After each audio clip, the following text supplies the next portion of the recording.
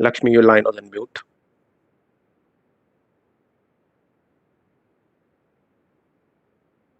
Yeah. Hi, Yes, thanks, we can hear you Vipul. now. Thanks, Vipul. Good afternoon, everyone, and thanks for joining us today for the Q4 and the FY21 full year earnings of Tata Communications. I hope every one of you and your families are keeping safe and healthy. This last year has been a tough year for all of us. We witnessed and still witnessing a major pandemic and health crisis and economic disruptions that it brought about.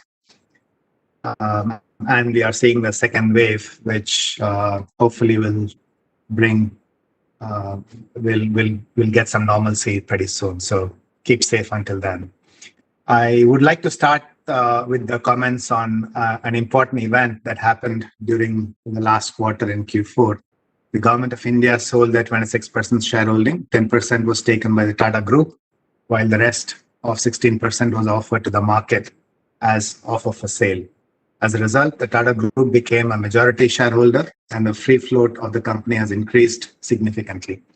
I would like to thank the Government of India for being a valuable shareholder since 2002, and also thank the Tata Group who have reposed the faith in the company with its new strategy and the vision to be a global digital ecosystem enabler.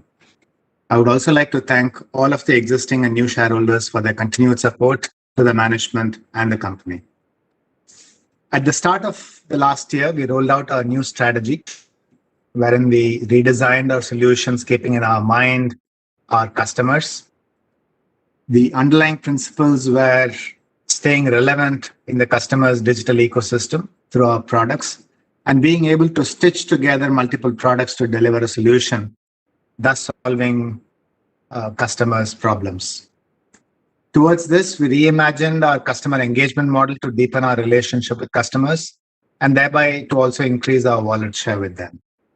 We restructured and created 3 business units to bring more focus on solutions, and I had talked about this last quarter. This strategy had an important aspect of financial fitness as a pillar of the strategy, and we had set some medium-term growth and profitability target for ourselves. We worked on the operational cost efficiencies, and we did exceedingly well on profitability, and these targets were achieved well ahead of time. The balance sheet has become stronger with reduction in debt, and the company's net worth is now positive. Overall, we have a well-defined strategy and we are executing on it. It is a continuous journey and we have made good progress in the last 12 months. Our engagement with our customers and the buildup of our funnel pipeline gives us the confidence that we are on the right track. Our overall new funnel ads in FY21 has increased by 4% as compared to FY20. And the quality of the pipeline is also much better with more focus on the medium to large deals as compared to the last year. The overall large deals funnel ad has increased by 12% during the year. We are also witnessing good growth in the funnel in our growth digital platforms and services. 50% of our overall funnel is for these new services. From an industry perspective, over 70% of our funnel is from high growth sectors like IT and IT-enabled services, industrial and consumer discretionary, and financial services. And these are the sectors where we see digital transformation being taken up in a big way. Another sector that I want to highlight is media. Last year, we faced challenges due to cancellation of events, but this disruption also pushed broadcasting companies to adopt digital technologies faster. Our managed video services and remote production services are getting excellent traction, and the funnel has grown by 35% year on year. Improved profitability and stronger balance sheet allow us to effectively compete in the marketplace and also gives us the flexibility to invest for future growth. We have articulated our aspiration for a double-digit data revenue growth in the medium term. While the building blocks are in place, And that is a sizable market opportunity which we have talked about. Revenue growth for this year was below expectations. Our conversion cycle continues to be longer, leading to slower revenue ramp up for the large deals. And for the large deals, our average conversion time, which used to be 203 days, has now gone up to 258 days in FY21. We are also facing execution challenges due to COVID-related movement restrictions, further delaying revenue recognition. External triggers are also slow. While there is an uptick on software and application side, business decisions to transform the networks and associated digital infrastructure are delayed. We believe this is just a timing gap. We have started to see some recovery, and with IT architecture becoming more and more complex due to digitization, movement to cloud and internet, it's only a matter of time that we will start to capture this opportunity more meaningfully. Network products is our biggest portfolio. It is the backbone and the key differentiator. As we move towards internet first, cloud first world, supported by the complex IT structures, importance of networks will increase manifold. More and more organizations are seeking intelligent and internet-based networks that offer integrated security. We have been offering enterprise-grade networks to our customers globally, and with an overlay of SD-WAN, the networks have become programmable, intelligent, and secure. And we have been improving our ISO platform continuously and are also working on various improvements and iterations of this platform. We recently launched various variants of our ISO Internet, which have given us flexibility to participate in bigger multi-country, multi-location deals with an agile solution at a competitive price compared to market. We see some good opportunity shaping up for this business in coming quarters. Overall network service portfolio continues to grow at a robust pace. Full year revenue for traditional services grew by 5.6% year on year. Growth services segment, which has many of our digital platforms and services, has grown by 7.1% year on year on a full year basis.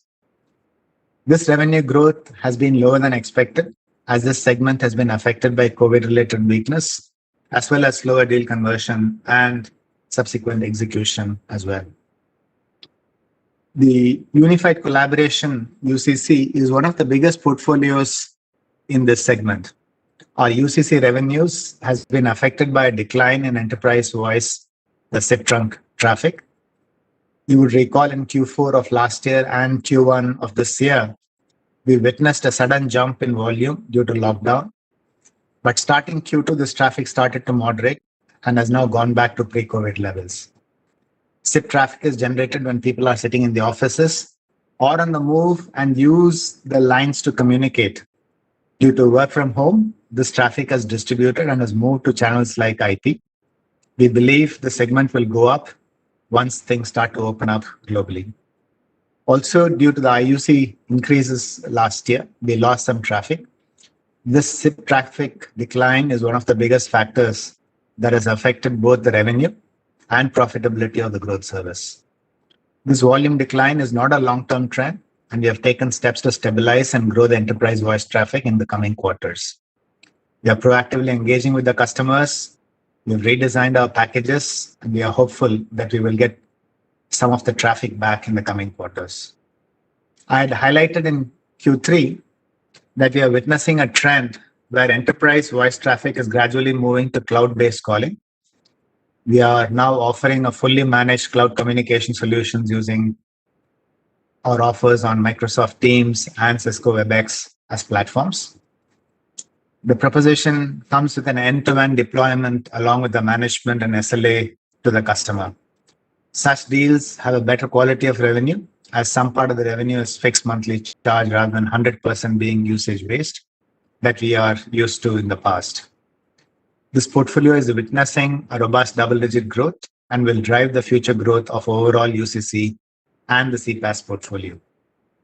I talked about a large deal win in the space in Q3, which is now under execution. We have a healthy funnel, and we are working on a few similar deals for global enterprises. Overall, our UCC portfolio on a year-on-year basis grew by 14.6% year-on-year on a full year basis.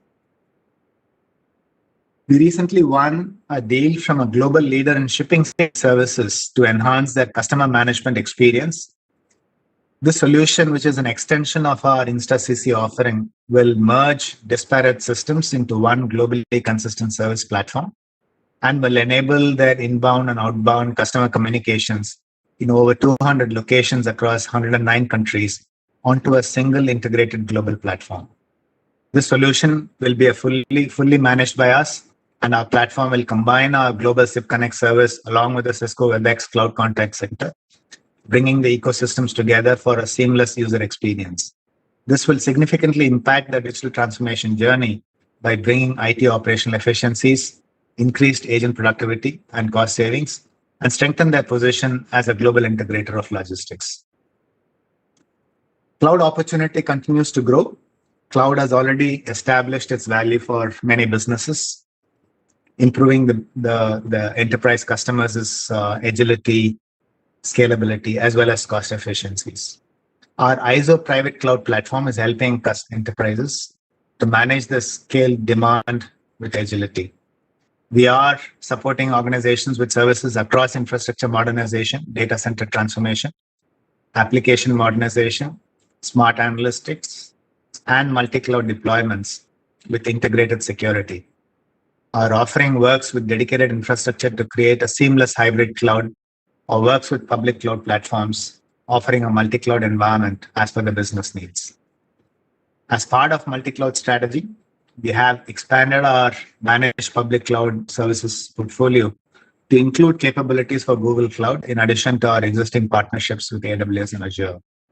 During this year, we plan to deploy industry-specific clouds to cater for specific needs of various industries.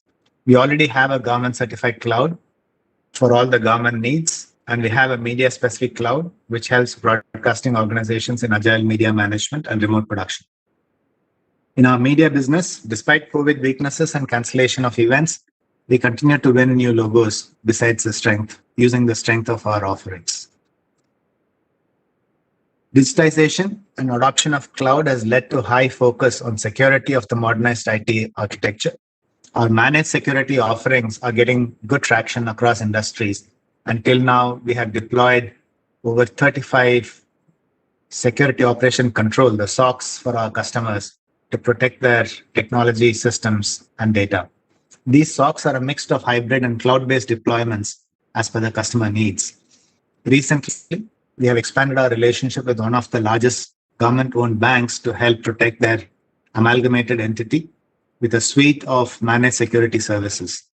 Users of the bank's service will benefit from reduced downtimes, making them more reliable and available for their customers 24/7. The effectiveness of security control is enhanced by our 360-degree monitoring of attack surfaces to reduce cyber risks and enable real-time tracking using centralized dashboards. Enhanced services will drive the journey of the bank towards a stronger security posture while scaling up its adoption of advanced digital technologies. Our cloud hosting and security portfolio on a full year basis grew by 18.5% year-on-year. IoT has started becoming integral to many enterprises, with the need for automation increasing at a fast pace. Our IoT India portfolio is geared towards meeting this demand by helping enterprises make most of these opportunities through various use cases that we are targeting. We are focused on 3 use cases at present. 1, connected worker solution for health and safety. 2, man-machine material movement and tracking in large campuses. 3, smart street lighting solutions. We are getting good traction for all our offerings. IoT India revenue for full year grew by 173.9% year-on-year. Though this growth is on a small base, it is very encouraging. I want to share a few recent achievements with all of you. Tata Communications has been recognized as a leader in March 2021 Gartner Magic Quadrant for Network Services Global for the 8th consecutive time. The Gartner Magic Quadrant assesses the company's completeness of vision and its ability to execute. We were also recognized by global environmental non-profit organization Carbon Disclosure Project with a distinguished A- leadership score for implementing current best practices in sustainability for climate change. To put this into perspective, the global average score is C, while the average score for Asia region is D. Tata Communications is among the top 34% companies. While Kabir will talk about the numbers in detail, I just want to talk about some of the headline numbers. Our full year consolidated revenue grew by 0.2% year on year to INR 17,000 crores. Declining trend in voice business continued. For FY21, this business declined by 17.3% year on year. We witnessed decline in both volume and pricing. This business is now 16% of our overall revenues. Data business, which is the primary growth driver for the company, grew by 4.5% year on year. This growth is lower than expectation as we continue to remain affected due to COVID-related slowness.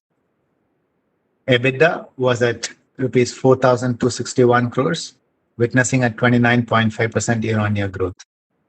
Profit for full year was at rupees 1,251 crores as compared to a loss of rupees 86 crores in the previous year. This translates to an EPS of rupees 44. This has been one of the highest consolidated profit generated by the company over the last 11 years. On the back of this profit, the board has recommended a dividend of rupees 14 per share. This would mean a jump of 3.5 times over dividend of last year and is the highest in company's history since 2002. We have now turned net worth positive on back of the strong profit generation. We have been generating strong free cash flows over the course of this year. Our debt has come down consistently, and net debt to EBITDA is now at a level of 1.8x compared to 2.8x a year earlier. The ROCE for the year was at 24.6% compared to 11.5% for the same period last year. Overall, we had a satisfactory performance in a tough year, while revenue growth was slower due to various external factors that I talked about. We focused on cost to enhance our profitability. Looking ahead at FY22, we need to take more steps to spur growth and capture greater market share. We believe that all the building blocks are falling into place, and we will capitalize on the progress made till now. And we will sharpen our execution further to continue to deliver on our strategy. Strength of our financials gives us the flexibility to invest for growth. In FY21, we were cautious with our capex spend due to pandemic, but in FY22, we can look forward to a spend in the range of $250 million US, depending on the market opportunities. We will keep our focus on returns. We have a strict discipline in place, and all our investments will undergo rigorous evaluation and monitoring. We will also continue to run programs for operational and cost efficiencies. We will look to deploy some of these incremental efficiencies back into the business to drive growth. Our people are one of our biggest focus areas, and we will continue with our programs to upskill and build the talent and overall capability in the organization to harness the new technologies and cater to new customer needs. Starting from Q1 FY22, we will be changing the nomenclature of some of our segment reporting. This will help simplify our business further to the outside world and aligned to internally how we are structured and how we are monitoring. In terms of numbers and models, there will be no disruption, and Kabir will provide further details in his commentary. We will increase business disclosures in due course. As a company and as a business, we are undergoing a transformation, and transformations of this scale do take some time. We appreciate and thank you for your patience and support. With that, I will ask Kabir to take you through the financial highlights. Thank you. Thank you, Lakshmi. Good afternoon, everyone. Thank you once again for joining us today on our Q4 and FY21 earnings call. I'll be taking through the detailed financials that Lakshmi briefly touched upon in his remarks. At Tata Communications, we've been constantly adapting to the changes in the industry and to the needs and demands of our customers since the pandemic hit us. As a result, we've been able to streamline our operations, control cost, and realign our structure to achieve the right product mix and the customer mix. Consolidated revenue for the quarter was at 4,773 crores, witnessing a decline of 3.5% on a quarter-on-quarter basis and 7.4% on a year-on-year basis.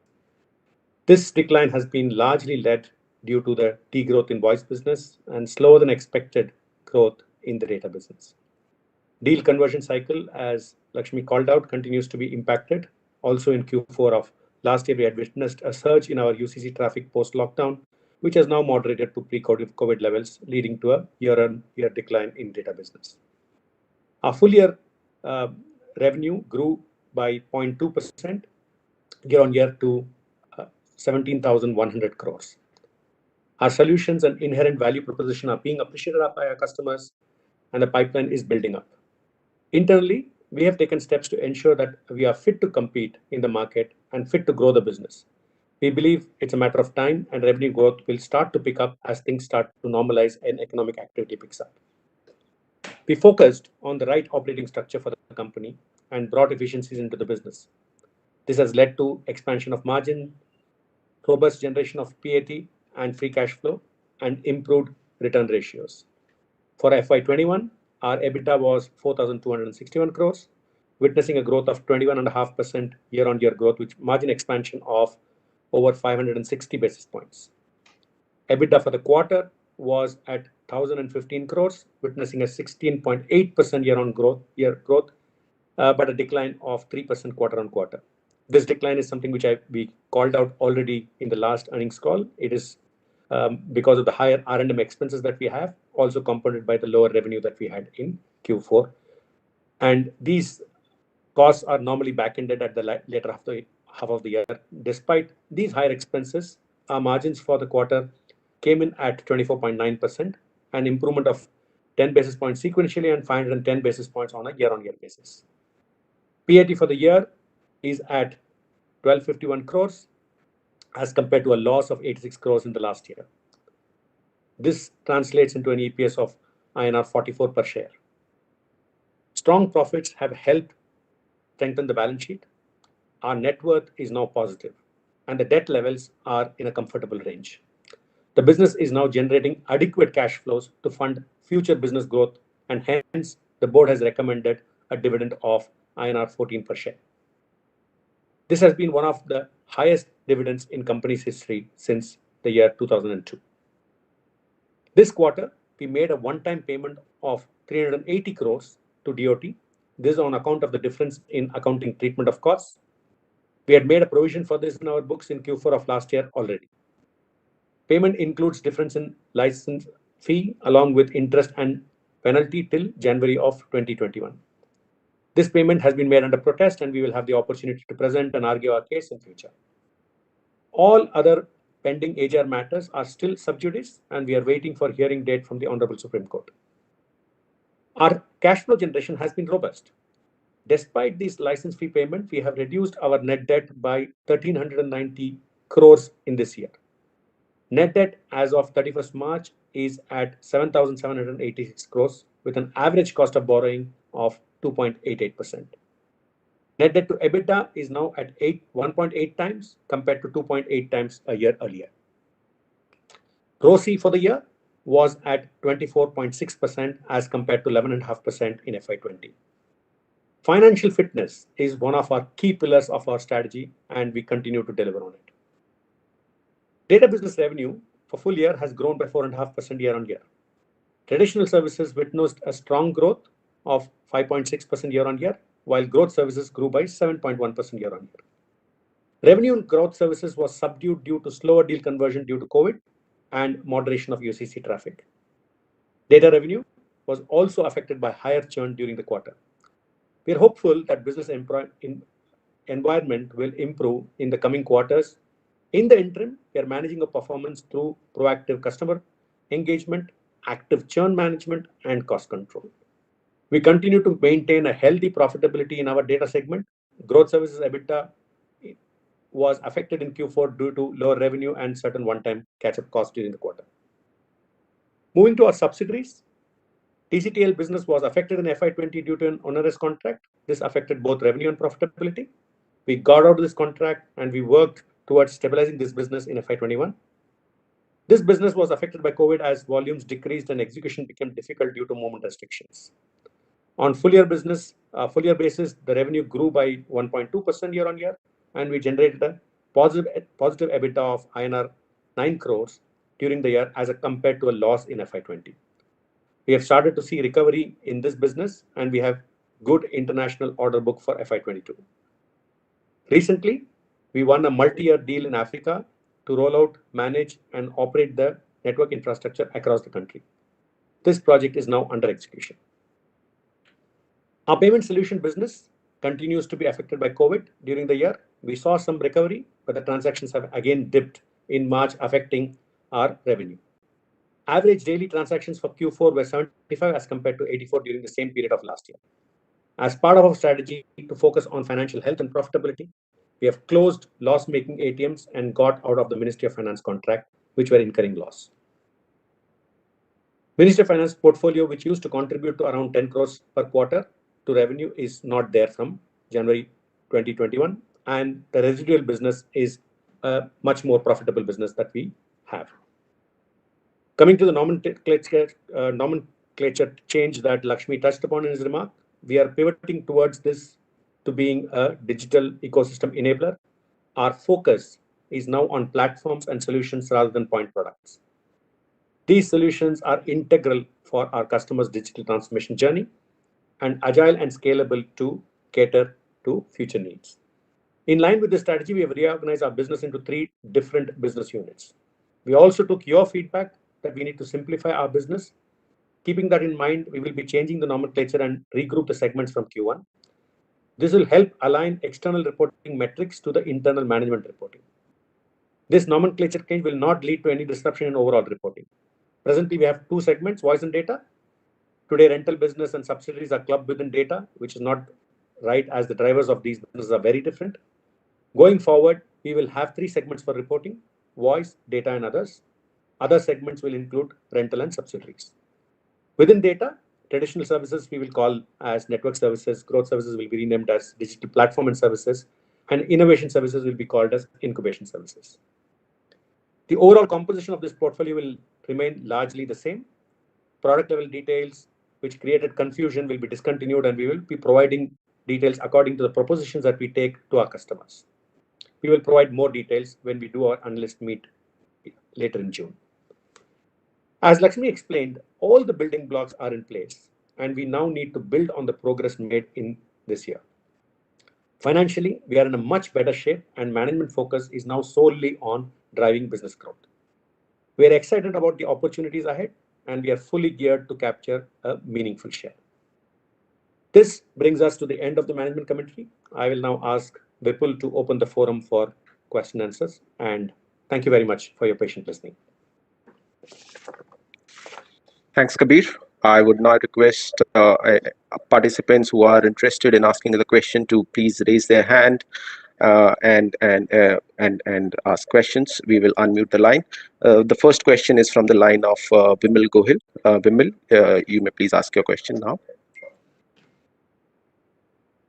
Thanks, Vipul. Thank you to the management for the opportunity. Sir, my first question is, you spoke about conversion cycles, they being elongated from 203 days to 258 days. So if you can just explain, how does a typical sales cycle work for you, and what gives us the confidence that this 258 days will probably mean revert going forward? That is one question, and then I have a follow-up, please. So I'm not quite sure when you're asking about the sales cycle, what it is.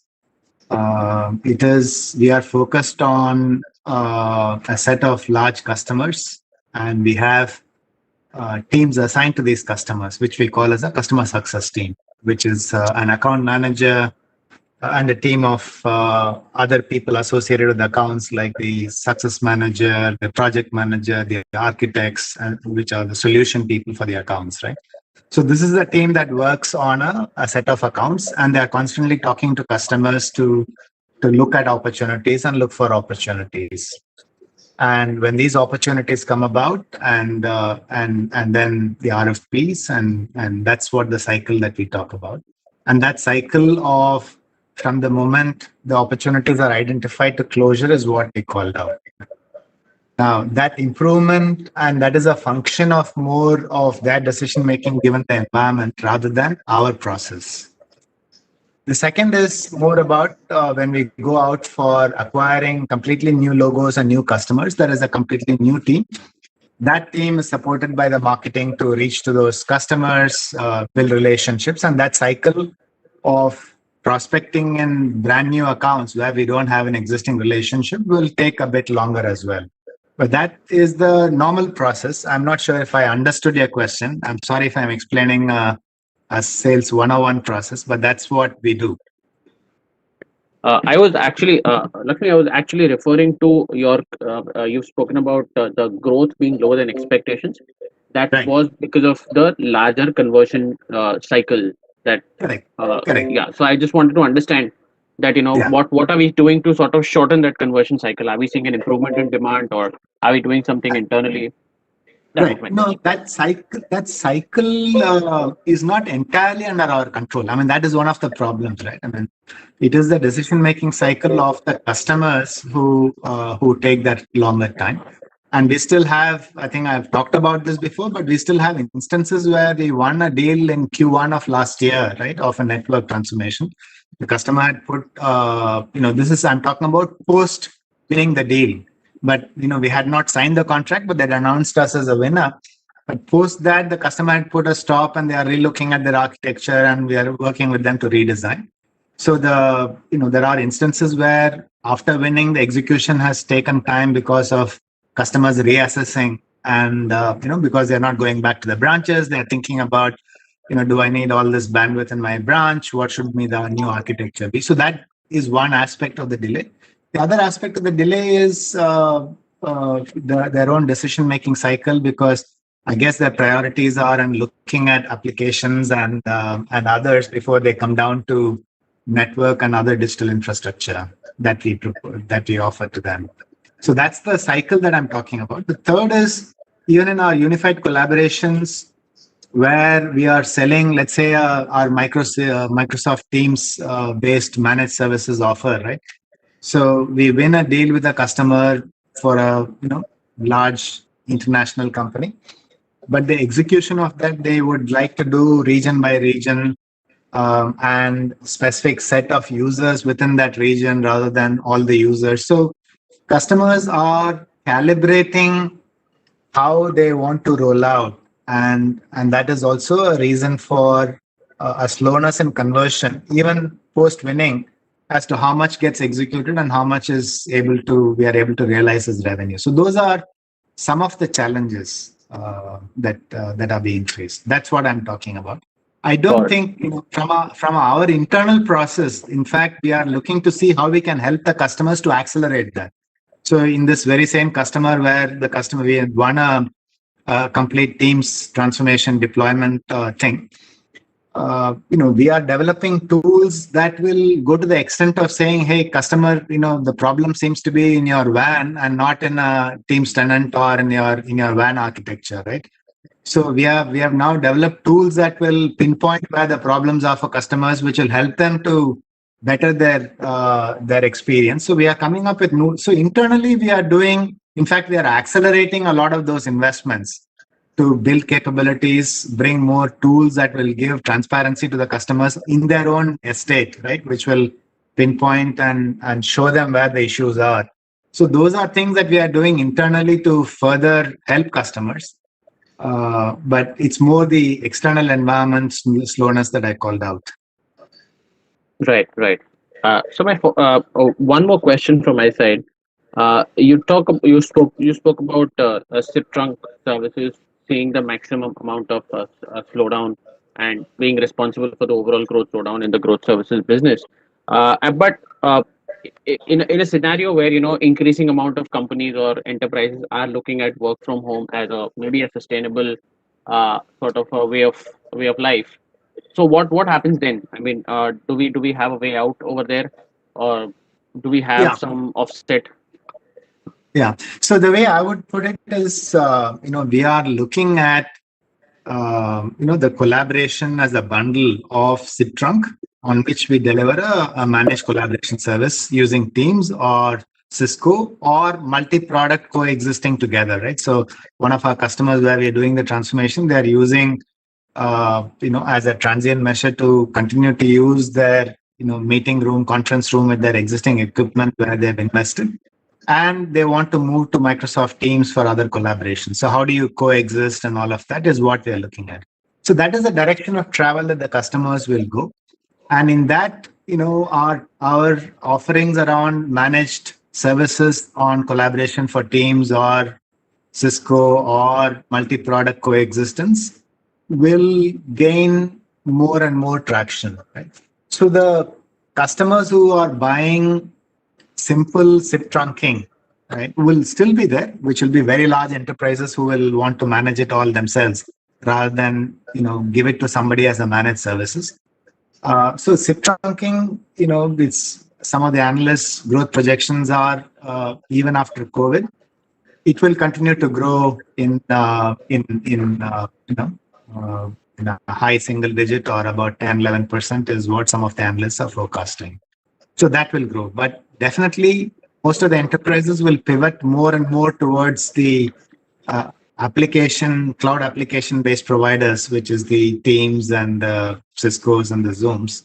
And that is where our focus will be to work with enterprises to deliver all of that as a managed service.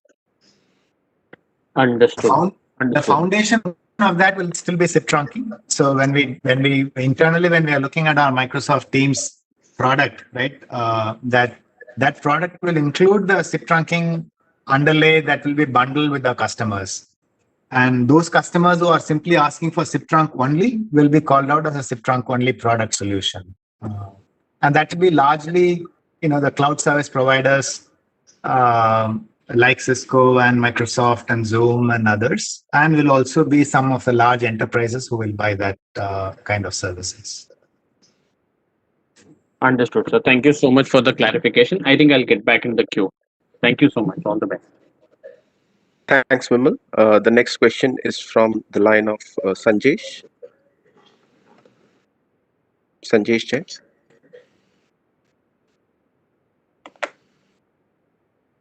I think Sanjesh has dropped. The next question is from the line of Prashil Shah. Prashil, you may please ask your question now. Yeah, am I audible? Yes. Please go ahead. Yeah, so my question is regarding the growth service and the innovation segment. So if you look at the growth segment, it has been hovering around 700 odd. The quarterly run rate has been around 700 odd crores for the last 2 years. So I was just wondering, where do we see ourselves in the next 5 years? How big is the opportunity out there? Yeah. So, Prashil, I think the growth and innovation products that are there, we think there is still a lot of upside available. I think if you look at the way we are structured by business unit, I can call out by that. One is within the network, we are calling out all our ISO internet capabilities and the ISO internet variants that I talked about, right? So that is part of the growth. That we believe many of the international companies who are on MPLS will shift to internet, and there we always had an ISO internet offering, which was differentiated, but it was available only as one solution with one price structure. Today we are offering that with about 3 different variants of that solution at different price points. So we believe that will effectively address the market needs. We have also expanded our footprint of coverage across markets. We are also looking at such, opportunities. So that is one segment of opportunities where customers in their shift to internet, we have a proposition which we think can address that shift to internet. So that is part of our growth offerings, right? So that is, and the upside is there, definitely. While some of the traditional MPLS will slightly decline or it will remain flat, there is an upside to be had in that segment. If you look at our collaboration, I just explained the collaboration side. As people are moving to more of the cloud providers like Teams and Cisco, we have an offer which we believe will address the requirement of the market, and there is also an upside there. While that will, while not fully, it will cannibalize to some extent the SIP trunk, but we believe the SIP trunk has its own market space with cloud providers and others. But with the enterprises, this will grow. So that is another growth segment, and that has got a tremendous upside available. The other part of the collaboration is our traditional MMX, which again we were affected last year, which I didn't highlight. But last year we had decline in MMX as well, which affected our overall growth. Now, if you look at MMX, we're looking at that MMX rather than a simple A2P messaging service as to see how we can be relevant with enterprises. And that market, we believe, has a high upside and potential available. And we are looking to see how we can participate in that with our new offerings that will come out shortly. Right? So that's all in the collaboration space. Similarly, in the mobility space with Move, I have spoken about the Move platform. We are participating, and that has got a lot of upsides available. The only thing in Move is today we are talking about segments like auto OEMs, right? And we are gaining customers, but our revenue model today is based on how many cars are sold, how many SIMs are there in the cars. We are trying to pivot that business as well to more towards a platform, and that is work in progress. The other segment that the Move segment was addressing was similarly all the global SIP connect with airlines and others. That segment was impacted last year, but again, that from an upside point of view, we believe there is a lot of upside available in that. The last business unit I want to touch upon is the cloud security, SD-WAN, and that has grown quite well last year, even though it's of a small base. And we believe both in the cloud, which we are focused in India market, has a tremendous upside. Security, where we have grown very well, but it's still got upside. And similarly, in the international market, we are targeting all the adjacencies to the network and cloud with our comprehensive security offering. That also has got a lot of upside. So that is the flavor of upsides that we have.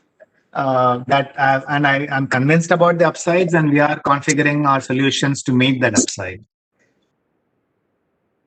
Yeah. So, is there any way you can quantify the kind of the addressable market that is there in the innovation and the growth? Is it possible to quantify these two segments? Yeah, the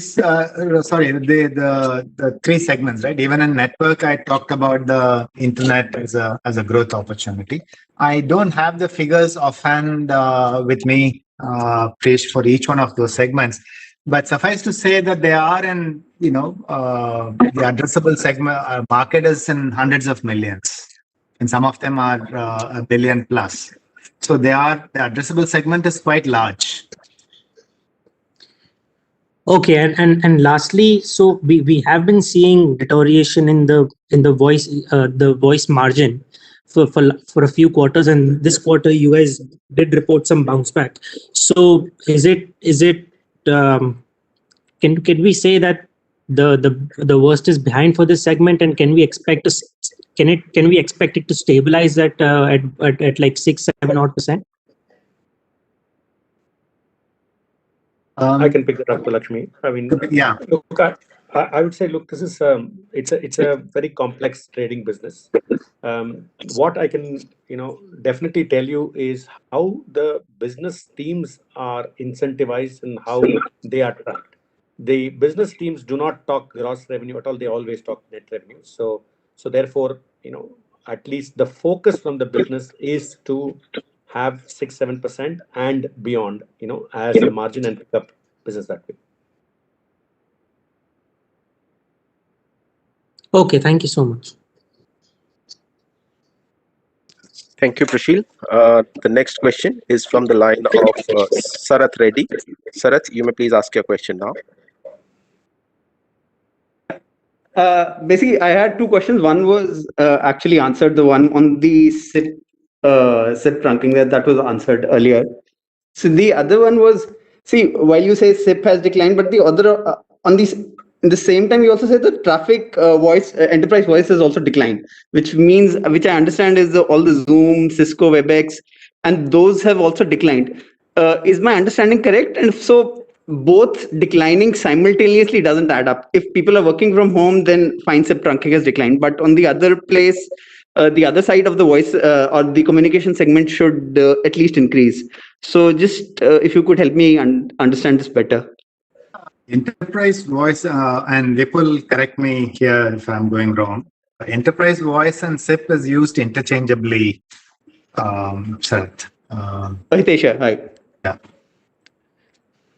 Okay. Vipul? Yes, they're used interchangeably.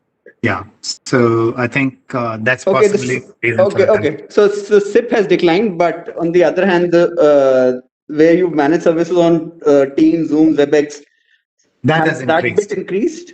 That bit increased, and so the SIP trunk.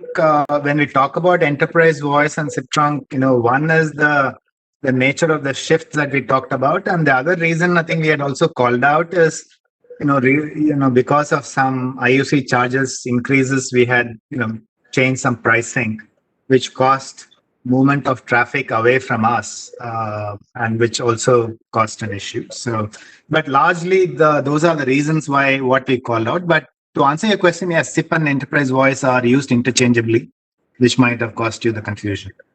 Okay, so that bit has declined. That's fine. That's understood. Hopefully, it's not a longer term trend, as you said.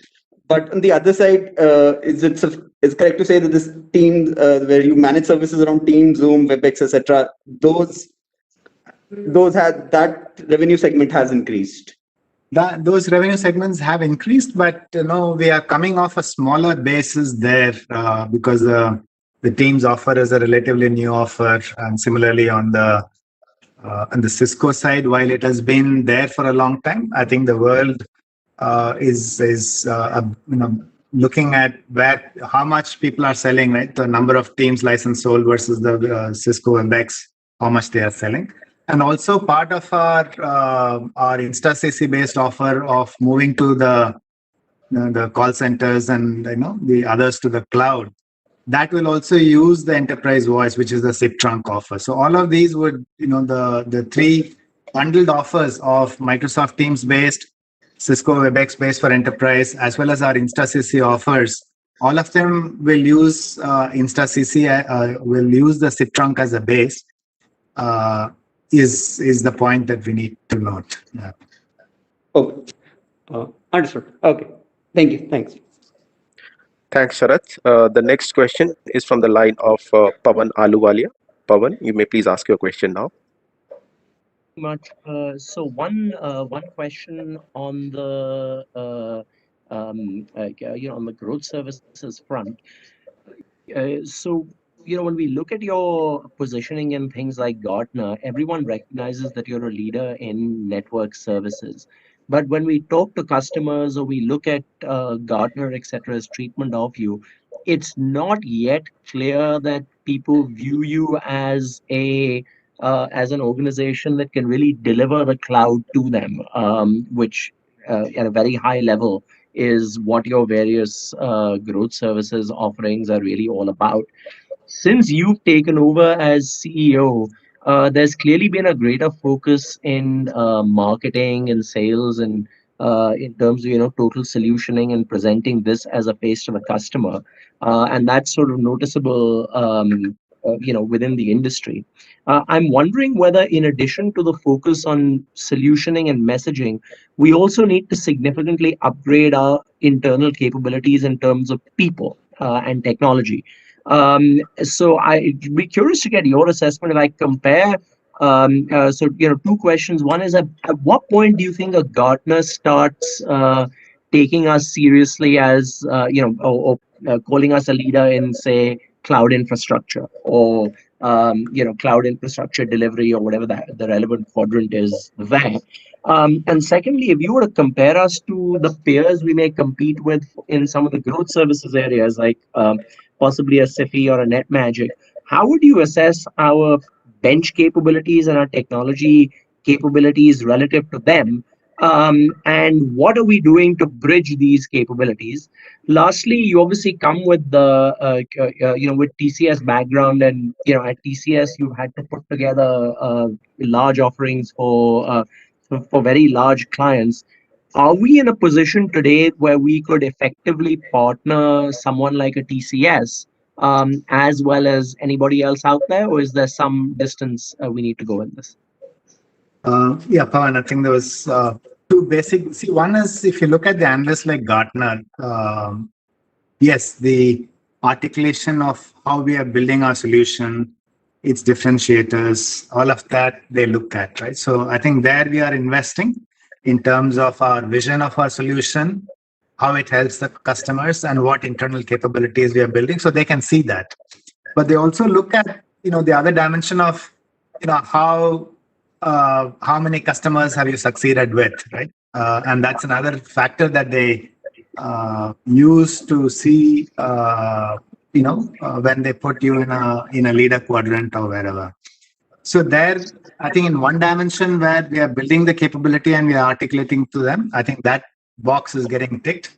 Obviously, we have to get a lot more wins and deals which we can reference to them, and only then they will actually position us. That's how internationally they work, specifically, Gartner.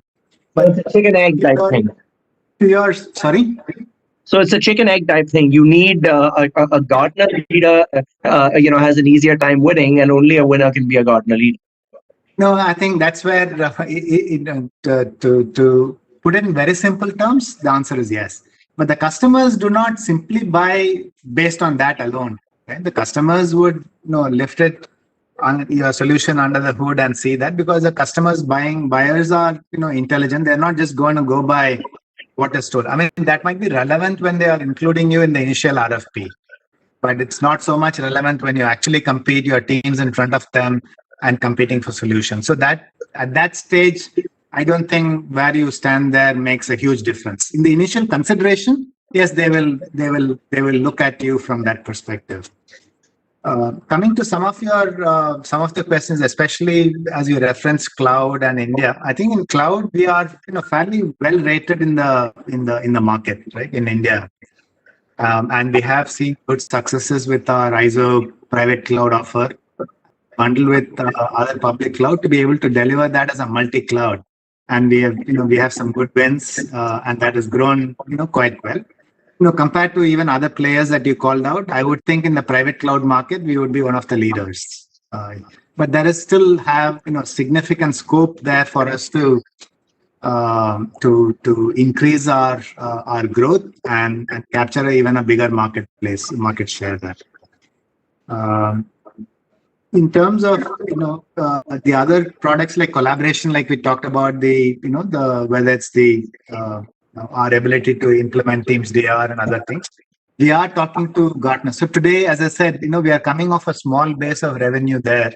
It's grown very well, and I think we are presenting our case to the analysts where they will start to acknowledge our offerings and our capabilities in the near future. But overall, I wouldn't be using that as a only, while we have an internal metric to say we want to present to these analysts and we want to be in the leader quadrant, but that is not the only factor that will help us to grow. That is an important factor, though. That determines the perception by the market as well. And in terms of people capabilities, do we need to be, if you had to assess our people capabilities relative to these guys, right? Because they all have a more of an IT DNA, and there may be a perception that the IT bench at these places is just stronger. And now, having come from TCS, as you assess our IT bench strength, our capabilities as beyond just being a telco, as an IT company in a way that can, or at least an IT infrastructure company that can effectively deliver the cloud. How far along are we, and how much distance do we have to go in terms of getting bench and say technical parity with these guys? I think the especially then talking about cloud, we have a very, very strong team, very strong capability there, right? So we I think we have just in India delivered, some of the largest cloud implementations. And I had called out last quarter, we successfully delivered the largest HANA cloud implementation in India. Right. So the teams have the capabilities and we have the bench strength to be able to do that. If I look at security similarly, I think security also is strong, but security has the product portfolios. When I say the OEM products, the number of products are quite large. We are focused on certain set of products and we have the capability and the bench strength in those capabilities. So in overall, to stitch many of these together to say, for customers to be able to deploy, integrate with their ecosystem, deliver a full-fledged Teams DR solution in customers' environment, right? Those are all the capabilities that we were building last year. So until previously, we were reliant on some third party. We have now insourced all of that capability and we're building that capability. So some of those capabilities building in terms of implementing some of the offerings that we are building ourselves. That capability build is happening as we speak, and we are ramping up our capabilities, investing in training in those capabilities, and we are bringing additional outside people where we think we need to bolster that those kind of capabilities. But those are services, right? So it's also a question of we need to win more to be able to build that capability even more and more and scale, and we need to get those timing right. And we are putting those models in place. All right, thank you. Thank you, Pawan. The next question is from the line of Sanjesh Jain. Sanjesh, you may please ask your question now. Thank you. Thanks. Sanjesh, your voice is a little faint. You please be a little loud. Okay. So a couple of questions. First on the more again on the cloud and managed security services, managed cloud and security services. And if we look at the KPIs, the growth, whether it's instances or the managed devices or the storage, all are growing at say 10% or there around. Whereas industry is growing at 5%. Sanjesh, what did you I didn't catch the last point you made. They're all devices are growing. So for the growth we report in our KPI sheet, right? The storage growth for us, whether it's the instances which has grown on our managed cloud services or the number of devices we manage. If I look at each of those parameters, okay, they have grown at ballpark 10% on a YOY basis for us.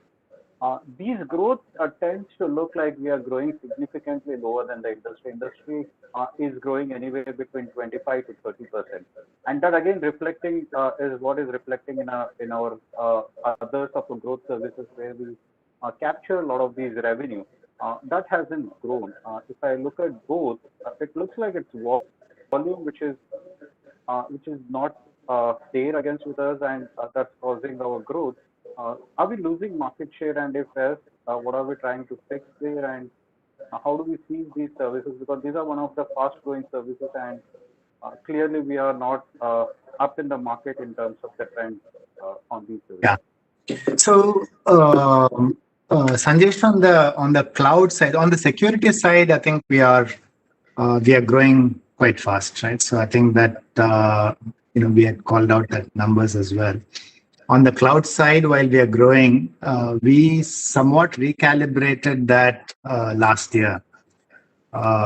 Previously, we were from a revenue point of view, we were simply reselling some of the third-party cloud offers with very little of our services, and that came with lower margins as well. So in our new positioning, in the marketplace, we are talking about a fully managed cloud services and not simply as a reseller of a cloud of a third party. Right? And also we are, in the cloud revenues, there is an element of managed hosting, which is third party hosting of let's say AX servers or AS400 servers. That was also a larger part. Our focus is now shifted more and more to drive growth on our private cloud, coupled with a multi-cloud offer to customers. So that is what we pivoted, which gives us better quality of revenue. So you would have seen somewhat of a muted growth last year because we sort of shifted our focus in that portfolio. But I think in terms of the way we are participating in the cloud opportunities and so on, I don't think we are participating any less or we are winning any less. Got it. But again, that if I look at along with what's happening on the net revenue side, I thought this time we have sold more third-party product because the revenue growth on the growth services, the decline was close to 10%, whereas the net revenue decline was close to 17%. That means there was a higher direct cost which we incurred while we are talking of selling more of our own services and doing the services on our own and doing less of the third-party services. That trend is not clearly showing that lesson. So what are we missing there in the growth? Okay, I don't know whether you're talking about overall growth. So, Kabir, did you get that question, or are we talking about cloud specific here?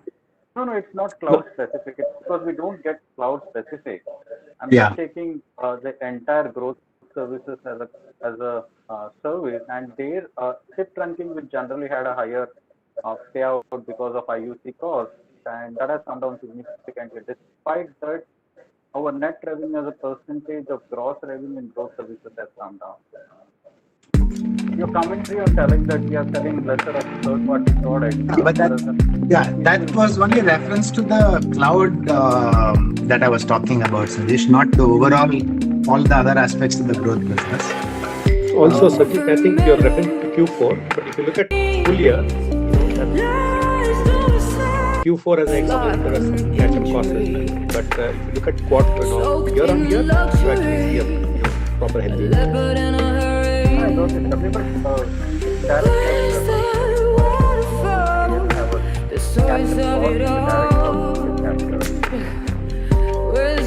Yes, it was. There were some bookings of prior quarter which had to be recognized.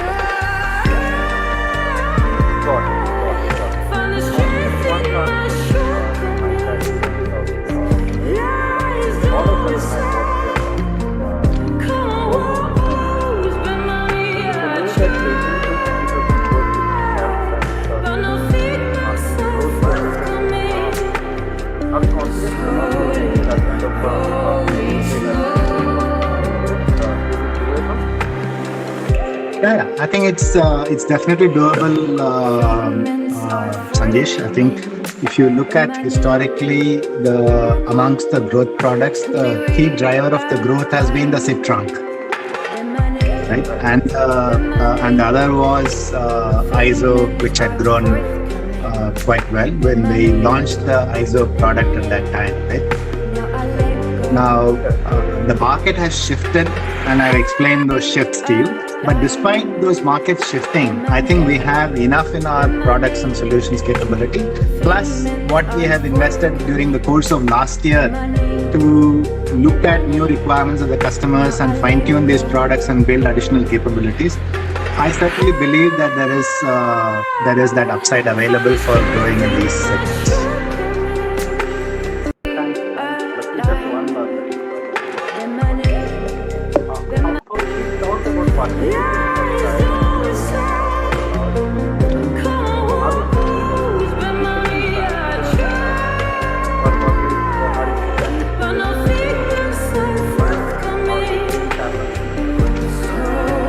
Probabilities are going up for us in terms of winning the deal? No,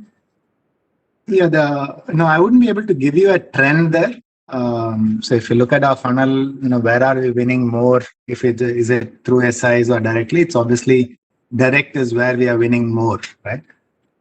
With SIs, we have better access to customers. So a lot of these are coming from new customers where the SIs have a better relationship.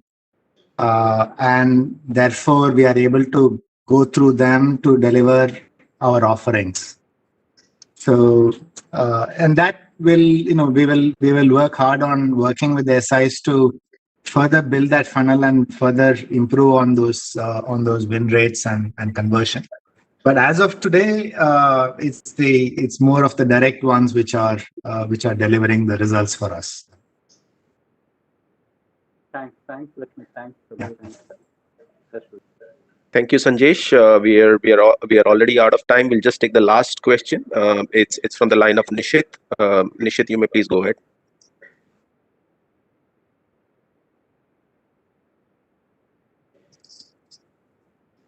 Nishit, we are not able to hear you.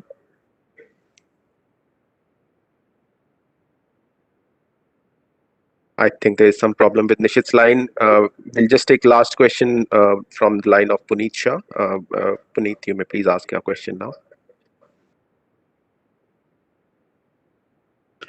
Thank you. You see, Airtel has acquired OneWeb from a satellite internet communication, offerings. How do you see that as a direct competition to your business?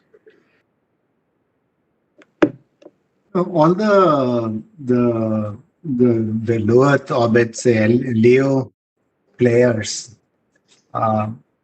they have said that their main target is more of servicing the tier 3, tier 4, servicing consumers there.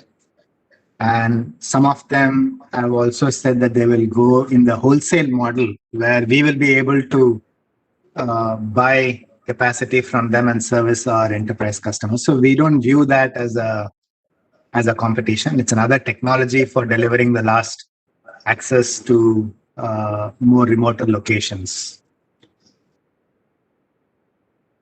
Okay. The second follow-up question was from an eSIM cloud, where you see the opportunity growth, from a future standpoint. But what are one or two top trends which you feel that the eSIM cloud will change how the industry today operates? When you say top two trends, I think the trend of IoT, especially when people are looking at how do they make their products, manufacturers looking at their products and to say, how can I make it more of a connected solution or a connected service? They will want to embed these connectivity, eSIMs and other capabilities into their products. So that is the trend that we see. And the SIM cloud will enable them to do that, as we say, born in the cloud, right? So during the factory, when people have to test and embed their SIM in their devices and test it, many times they have to go to the SIM providers and say, give me the SIM, and most SIM providers will give you for 1 year. Whereas in the factory for testing, they will need it only for a month. So the SIM cloud allows them to do that. So as a SIM cloud, it offers a specific use case, but overall that embedded within our Move platform and capability, it addresses a much bigger opportunity for us. So there are any specific industries you plan to target in terms of health services or manufacturing specific industries? Yeah. So we are currently targeting, as I said, in Move overall, our target is one is the auto OEM space, and we are we carved out a special unit within the company to address that space. That is one. Second is all the global SIM connect. Within that, there are multiple segments. One is, for example, the airlines, which we have done before, but that is still not come out of the woods, and we are not betting on it for this year. The other segment that we talked about is working with semiconductors and through them with the industrial OEMs, right? And that is a fairly new segment. So we are working with some of the semiconductors to see how we embed Move and jointly take that to the OEMs. And that can be the large industrial manufacturers or even others, right? They might be the tier 2 provider to an auto, for example. So these are all the players through semiconductors that we can address. So that's another segment that we are addressing. And the third segment we are addressing is the MVNOs who are out there, who are expanding internationally. And for those MVNOs, we are delivering our Move MVNE platform. So these are the segments that we are talking about. Each of the segments have different use cases and different characteristics, but all of these segments we believe has a huge upside. So do you have any specific tie-ups with MVNOs? No, MVNOs we won't have. MVNOs are customers for us, so they will come to us when they want to, launch MVNOs in multiple countries, and we provide them the platform. And then on our platform, they use our platform, and then they go and acquire the customers. So the only thing in Move, the business model is, as we acquire these customers, as I think I mentioned before, we are trying to pivot the model to partly on platform and partly on usage. Today, 99% plus is on usage. So as these people onboard more of their customers and their customers start to use, which is when our platform gets used, we were seeing our revenues, and we are trying to pivot that a bit with more of a platform and less of a usage, and that is still work in progress. So that's the sort of model shift that we are making in these segments. Okay, thank you so much. Thank you, Puneet. Lakshmi, we have a lot of queue. I'll put one more question. Nishit is back, so Nishit, next question is from you. This will be the last question. Nishit, we can't hear you.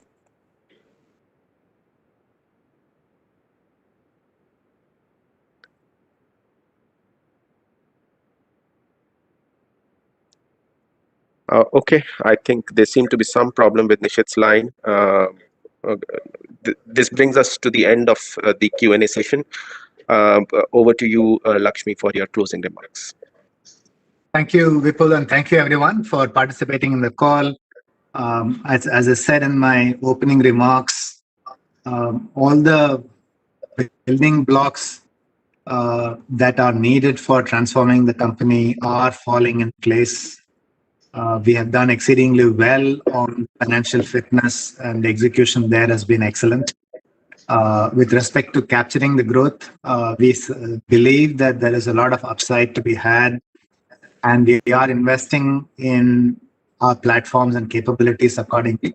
And we hope that soon we would be able to convert some of these into deals and the results. Thank you. Thank you, everyone. You may now disconnect. Thank you, everybody.